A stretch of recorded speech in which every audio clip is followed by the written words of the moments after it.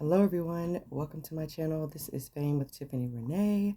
I hope you all are doing well. If you are new here, welcome. Thank you for stopping by. If you've been here before, welcome back. I appreciate you.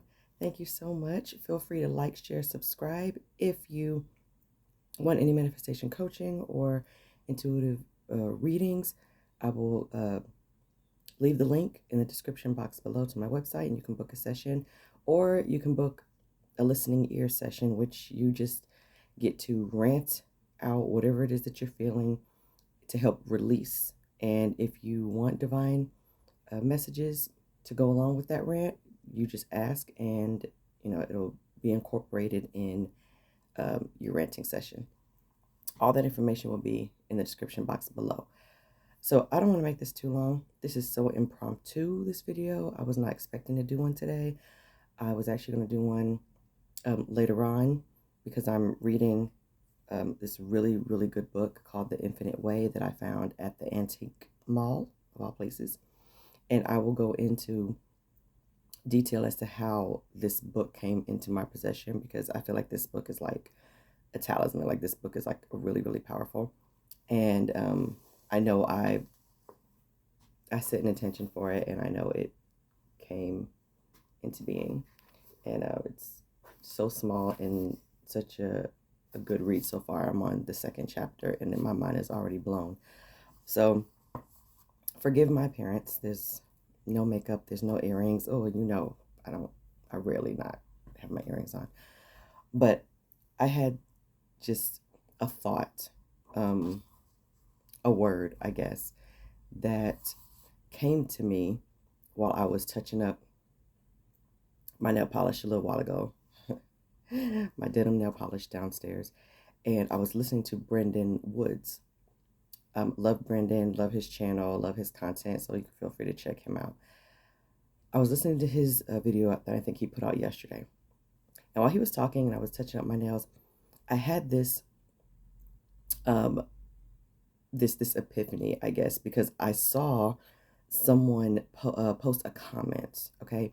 And the comment said something along the lines of, I've been staying in the wish fulfilled. I've been persisting for X amount of time, and I still haven't gotten any results. So clearly I'm doing something wrong, or it's not working, et cetera, right? And I thought, how many times have we felt the same way, whether it's you personally or someone who like how many times, or if you read it in the comments, how many times does that come up? How many times are you maybe trying to encourage someone to stay persistent, or you're talking about manifestation or the universal laws or something, and you're doing all of that, and someone says, okay, well, I've been doing it for a really long time and nothing is happening, or I'm persisting, I'm staying in the wish fulfilled, or I'm doing this and I'm doing that, I'm meditating every day, or I'm scripting every night, I'm changing my mindset, I'm flipping my thoughts, I'm affirming new things, etc., and my life is still garbage, right? Like nothing is changing, there's no movement. I'm affirming and visualizing with me and my SP, and there's still no contact, there's still no movement, things are getting worse, etc., right? Okay, so here's the epiphany that I had about that. For some reason, looking at that comment, something clicked, like, oh, wait a minute. I want to address this because an analogy came to me along with a reference from Rick and Morty. And then I'm going to read you a section, just a small section from this book, Infinite Way, to tie all of this together. And then there'll be an affirmation afterwards. So check this out. First, we're going to start with the intellect part, okay? Because one thing that this author, Joe Goldsmith, talks about is truth. And, the truth is, okay, that everything is done. That's non-negotiable. Like that is the truth. Science still delivered. All versions of you exist right now. all of your riches, all of your treasures, all of your divine treasures, they're already here. Creation is done. Every version of you that you can fathom that's in the realm of possibility for you, and the ones that are not in the realm of possibility for you, all exist simultaneously. You just have to observe it. And you observe it long enough until it hardens into fact, until it hardens into matter. Okay? You don't stop observing it. And I understand that that truth can sometimes be, you can be skeptical if you don't see movement in your 3D reality. Okay? Totally get it. I've been there myself. Okay? Sometimes I still find myself there and I have to I gotta pull myself out of it. There's no trying, like I have to, right? Because I understand that I can feel however I'm going to feel, but it doesn't change the fact that the truth is still the truth. Like I can say that I don't see it or it's not coming or it's not working or whatever. The truth is, though, it is. And I can make a conscious choice to say that it's not. And then law of attraction or law of assumption will make sure that I have evidence to support how it's not here, right? There's that. But in terms of truth, and when I do my review of this book, I'm definitely going to go back and talk about that truth part. But one thing that he said was truth and reason don't always go together. Okay? Too many times we're looking for the truth to be reasonable, to make logical sense. And the fact of the matter is that like 99% of the time, truth is unreasonable. Right? When you're trying to quantum shift or deliberately manifest different things, truth is not reasonable. Faith is not reasonable. Okay? And he used an incredible example about Jesus and Christ consciousness, right?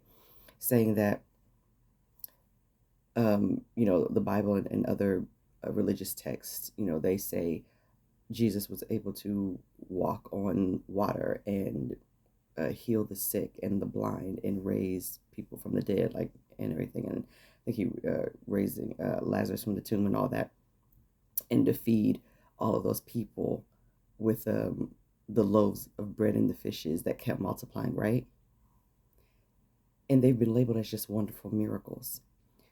But if they are truth, right? If Jesus was harnessing and being anchored in, as the author says, being anchored in God consciousness, and was able to express that consciousness through those things, does that not still make it truth, but very unreasonable? There is nothing logical about a man walking on water. Nothing. There is nothing reasonable about somebody raising somebody from the dead. What? Absolutely not. After they've been dead for 4 days. Okay? There is nothing reasonable or logical about someone being able to just touch his garment and they're healed. What? No. There's nothing logical about that. And you can't reason with it either, because there's no reason, there's no logic or rhyme or reason for that to actually make sense. But it doesn't change the fact that it's still truth, right? And I'm saying this from a metaphysical standpoint, okay, not necessarily from a religious standpoint, because all things are possible. And we are capable of doing all things because of the divine consciousness that dwells within us. We are walking miracles, right? And we are walking divine manifestations of the Creator. And we are an extension of all of that. So therefore, God consciousness dwells in all of us, and we have the same power. It's the same consciousness that was in Jesus is in us. The same abilities that Jesus had came from the same consciousness. Do you see what I mean? And that is the truth. That right there is the truth. And there is no logic to define it, or there's no logic or reason to try to justify it and try to make sense of it. And this is what he says. Joel Goldsmith, how frequently we attempt to understand spiritual wisdom with our human intellect. This leads to mental indigestion. We are attempting to digest spiritual food with our educated mentality. It will not work. Do you hear me? Let me read it for you again and then marinate on it, okay? How frequently we attempt to understand spiritual wisdom with our human intellect. This leads to mental indigestion. We are attempting to digest spiritual food with our educated mentality. It will not work. It's not going to work. And that part is what I believe causes us to get stuck.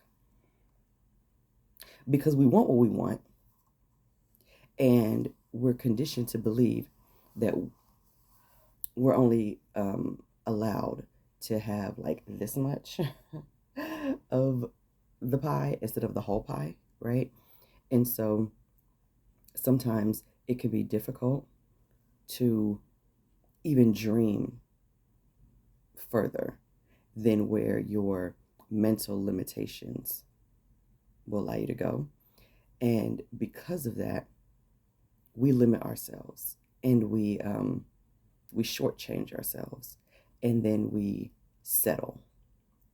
We settle for, well, what's the next best thing, or what's the closest that I can get to my desire, to my dream partner, or my dream job, or my dream body, or my dream home, or my ideal life, or my ideal world, whatever. What's the closest that I can come to it within the confines of my reason, my logical understanding, within the confines of what I can accept as being possible for me to experience. And then once you've decided, okay, well, this is probably the best that I can get, then we further use our intellect, right, to try to derive logical steps, action steps, plans, and goals to create the bridge for us to get to this thing that we've kind of settled on. Because there has to be a logical way to get there. There has to be logical movement, et cetera, right? And now, listen, there's nothing wrong with planning and preparing and all that, okay? I'm here for that. But if you're trying to operate in spirit, spirit is not senses. Spirit, there's no plan to spirit. There is no plan or no goals. There is no reason. There is no rationale. There is no logic when it comes to the spirit world, to your spirituality, to the unseen. That's why it's unseen, right? So faith in itself, the definition of faith, okay, it's literally telling you to trust in that which you cannot see. That's what faith is. You're trusting in the parts of reality or the parts of creation that you cannot see, that don't make any sense, that have no rhyme or reason, that you can't plan for or prepare for. Okay? That's what you have to do when it comes to spiritual understanding and spiritual wisdom. It's, like you read something or you watch a video or you listen to a lecture, you go to your religious text, and then we try to break it down using logic, using intellect. Okay, this is what's being said. This is what they mean. Okay, this is what God meant when God said, and you're trying to intellectualize spiritual wisdom. It's not meant to be, it's not for like human consumption. It is food for your spirit. You have to get your logic and the human part of you out of the way in order to receive and to digest the spiritual food that you're trying to take in. And this brings me to the analogy that came up earlier. When I saw that comment, my guides gave me this image of you're in your kitchen and you have your garbage can. Your garbage stinks, okay? So you pull the bag of garbage out of the garbage can and you set it on the side of the garbage can. And you take a new garbage bag and you put it inside the garbage can. And then you leave the kitchen. But the kitchen still stinks. Because while you have taken the trash out of the can, you have not taken out the trash. Do you see what I mean? And this is what those feelings and those thoughts and beliefs, this is what it is when you say, I'm doing the processes, I'm doing the work, and nothing is happening. Actually, okay, family, listen, what you're really saying is, I took the trash out of the trash can, but I never actually took out the trash. And you're trying to put new stuff in the new trash bag, okay? Because the new trash bag doesn't stink and it's empty, and you can fill it with new things. You can fill it with affirmations. You can fill it with, techniques and books and meditations and visualizations. You can do all these wonderful, wonderful alignment techniques. But your original trash is still there. And it's still stinking up the kitchen. So while you're trying to fill yourself up with this good trash, we'll call it good trash, while you're trying to fill yourself up and use the clean trash bag, right? The smell, it's still lingering from the old trash because you never took it out. So once you take the bag and you take it outside and you put it on the curb, so the garbage people can come and pick it up, and it's out of your kitchen, it's out of your house, okay? It's not lingering.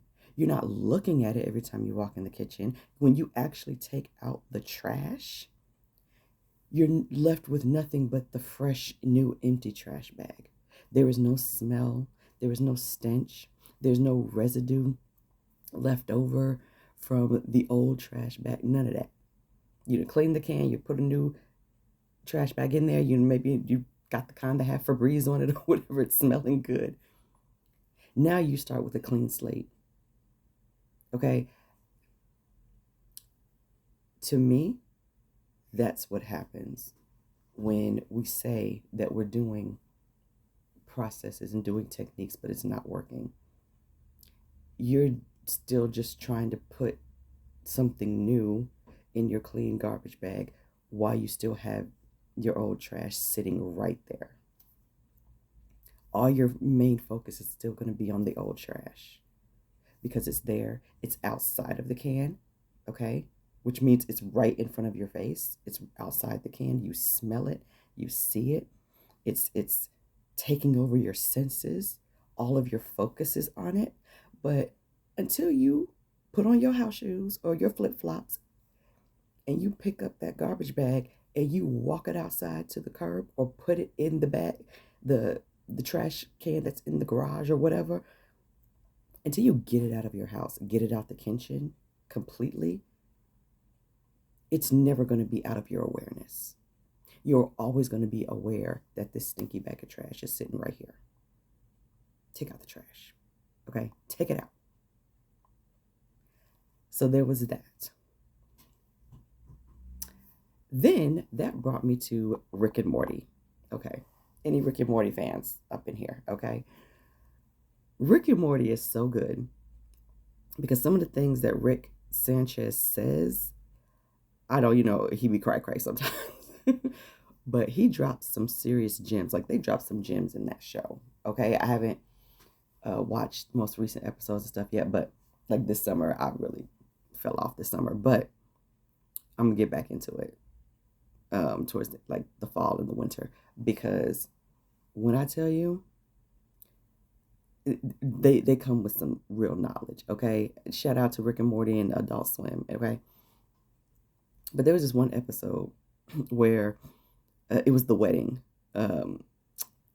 Summer's best friend was getting married to Bird Person and all that, right? If you remember the episode, yeah, and then she turned out to be the intergalactic, assassin or whatever. And so they fled, and they were like, we have to find another place to live. We can't go back to Earth. And they go to this other planet. And you literally could just walk around the whole planet one time. And once you walked around the planet, that was it. You can go from one end to the other one time. There was a fallout, as always, because of Rick, as always. There was a fallout, and Rick overheard the family talking about him. And so he felt bad. And Morty's outside playing with the Frisbee, and Rick goes to him and he says, "Hey, I'm about to go and get some ice cream." And then Morty senses something, and he was like, "Hey, if you leave, I'm okay, but don't do that to my mom. Like, if you're going to, you know what I mean? So, like, don't leave. Like, don't leave and not come back." And so he asked him, "Are you coming back?" And Rick told him, "If you go to get ice cream and don't come back, you haven't actually gone to get ice cream. You just went to where ice cream is."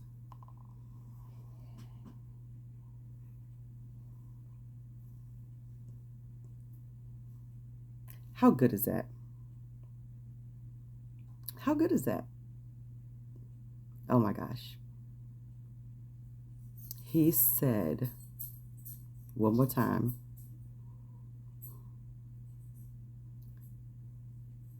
if you go to get ice cream and don't come back, you haven't actually gone to get ice cream. You just went to where ice cream is. If you don't take out the trash with your thoughts and any current beliefs that don't serve you, if you don't do that, if you don't stay locked into the choice that you've made to get what you want, to get what you desire, to get what's already here, what you already have, okay? If you don't remove logic from spiritual wisdom, if you don't start being open to all possibilities, opening your heart truly and giving your mind a break and letting your mind connect to your heart instead of trying to get your heart to connect to your mind, if you don't start honoring the truth for what it is, okay, the fact that truth will always be truth, whether you believe it or not, it doesn't matter. And the truth is, you are the I am, okay? You are God in human form. You have everything because God has already given it to you. That is the truth. Whether you believe it or not, whether you feel it or not, is completely irrelevant. It doesn't change the fact that it is the truth. And if we don't stop, because I'll include myself in this too, so because I do that sometimes, if we don't stop trying to find reason and rationalizing how manifestation works, Okay, like I understand there's value in kind of understanding the mechanics, especially quantum physics, but it is a spiritual experience. It is an unseen experience. It is an energetic, a vibrational experience with things that we cannot see with the naked eye. We see the result of it as it materializes in a way that our senses can experience it. That is it. Everything else happens behind the scenes in the spiritual realm using divine spiritual wisdom, spiritual power. And if we want to keep trying to interfere with that, to quote Mr. Goldsmith, it will not work. It will not work. And we will continue to be stuck and feel overwhelmed like nothing is working. So I will leave you with an affirmation. This is actually part of the book. It was just such a beautiful statement that he made, and it resonated with me so much. And he said, every good, like he wants us to start believing this, start saying this to ourselves when we feel weird about what we're trying to manifest or what we're trying to call forth, and we feel unsure, we feel skeptical, we feel frustrated. He says, every good unfolds for me, physical. Let me say that again. Every good unfolds for me without conscious effort, physical or mental. Because his point is that all of your good is always there to unfold for you. You don't even need conscious effort, because the spiritual wisdom has already started unfolding it. It's already been unfolded because it's already here. It's already done. And so we just have to do the allowing part, accept that it's done, and now allow it to unfold. But he took it a step further and was saying that you don't even need conscious effort to just let it unfold. You just allow it to unfold. Because spirit has its own, because it's all consciousness anyway. Spirit has its own consciousness and has its own way to get you whatever it is that you desire in the best way possible. So I took that and I changed it. I've been playing around with how to make it into an affirmation. So one version of my affirmation is, my every good unfolds for me without conscious effort, physical or mental. That's one way I was playing with it.